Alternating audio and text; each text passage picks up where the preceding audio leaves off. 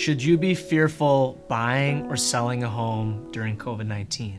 This video is for people who may be fearing a potential market crash and are worried about the financial consequences that may come with buying or selling a home on the wrong side of a downturn. If you're experiencing these fears, you may feel like you're in a tight spot because there's probably also drawbacks of staying where you are and not moving into a new house. So how do we wisely move forward in a time like this? I'm personally very staunch about not making decisions based off of fear. It's completely normal and natural to be fearful, especially when we have a lack of information or misinformation. But the good news is I'm gonna share some data and facts with you about how our market is currently performing today in Minnesota. So here's the facts. This graph here shows the number of homes sold in the first week of every month. Home values are staying very healthy right now because demand for homes is still very high in Minnesota. The growth that we're seeing from January through March is super normal.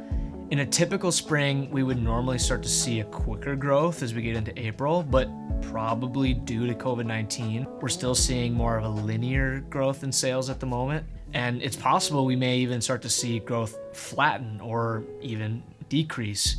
However, we're not seeing any dramatic drop off of demand at the moment. That would indicate a slash in home prices are happening. The number of homes sold is an indicator that demand is still high, keeping home values healthy in Minnesota as of now.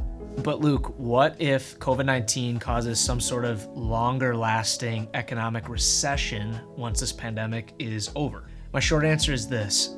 The good news is people are normally buying real estate for the long term, not the short term. And so regardless if the home appreciates or depreciates in the short term, if you're planning on living there for 3 to 5 years, the value of your home is most likely going to be able to ride out any economic waves that happen because the market has always eventually recovered.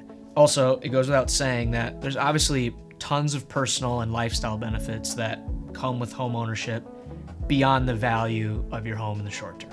If you're on the selling side of this conversation, well, you're in luck because home values are currently strong right now in Minnesota. As of today, early April 2020, we don't have any factual evidence that indicate we're experiencing a housing crash of any kind. It's currently very cheap to borrow money. We've seen interest rates hit all-time lows a number of times here this year. And real estate in general has been a market that has stayed healthy through past recessions in American history.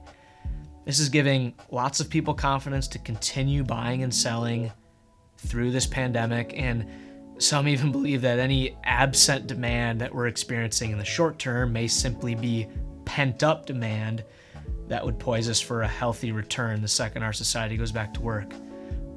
There's always things that can happen unexpectedly that can change the entire trajectory of the market. This whole pandemic's unexpected. And I'm in no way claiming to know the future. I would recommend continuing to stay updated on current market data as we work our way through into the other side of this pandemic. And I'm more than happy to help you do this if you're serious about buying a home in 2020.